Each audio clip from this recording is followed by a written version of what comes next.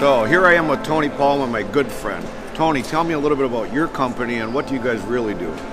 Well, Classic Motorcars Holland, that's the name of our company, sells and brokers vintage cars, mainly pre-World War II cars at the best level. And we're doing one show a year here in Essen where we exhibit our best cars and try to sell them. What makes Essen such a great place to be? Well, it's very central in Europe. It's more or less the beginning of the season. After the Retromobile show in Paris, this is the most important show in Europe and maybe in the world. It's for sure is the biggest show in Europe and probably the oldest. I guess we can tell everybody that I was lucky enough to work out a deal with you and bring an Alfa Romeo. Absolutely. That we have. And we've been successful with the car, with the client. Yep. We'll leave it at that. And tell us a little bit about the Alfa.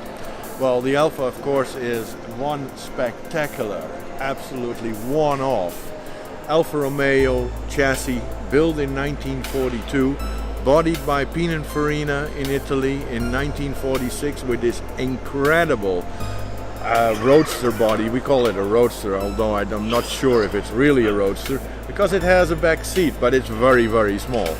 And the car has been restored by one of the best restorers in the world, the Guild in Canada, and it's absolutely magnificent, and we are very, very, very, very happy and honored to have this car on our stand and have sold it. These are the cars that actually sell.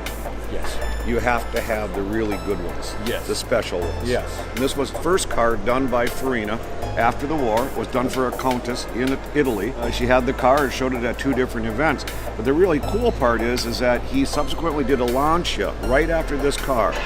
And he had both cars and he wanted to show them at the Paris Auto Salon. Unfortunately, the French were still a little sore after the war, and so Farina and his son drove the two cars to Paris. They weren't allowed in the show, but they parked them both outside. Caused almost a little protest stir. The press covered those cars more than anything that was inside the show, and subsequently then the year after, the French said, Mr. Farina, we are going to give you a place in the middle of the show with a stand. Quite a statement right after the war. We have two more spectacular cars here, yes. Spectacular Alfas that are. A 1750 Zagato from 1930 and a 1934 C2300 Pescara. And the Pescara is really my favorite because I fit in it. You know, and it drives magnificently, and I wish I could take it on the Mille Miglia this year, but I can't. Well, I think, Tony, the really cool thing is that you've brought three really great Alfas all together. So you've got the one-off Speciale from 42, yep. You've got the 1750, the 2300. I mean, the 1750s, those are a classic style. It's what everybody wants. That's what everybody wants. It was one of my dream cars since I was a little boy, and I think I'm speaking for just about every pre-war car lover. And 1750, you know, is just one of the classics. That's it. It's what you need. It's the one. Absolutely. Yep, no question. Right.